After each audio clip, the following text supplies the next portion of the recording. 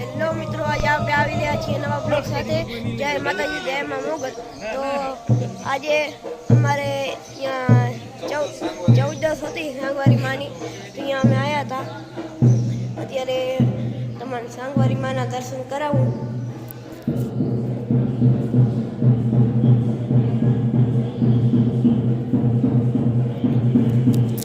આ છે સાંગવારીમાં. તો અત્યારે આમની 14 હતી, અમે દર્શન કરી અને મહાપ્રસાદીનો આનંદ લઈ અને અત્યારે અમે જોતા હતા. ભુવાજી અત્યારે ધોળતા હતા.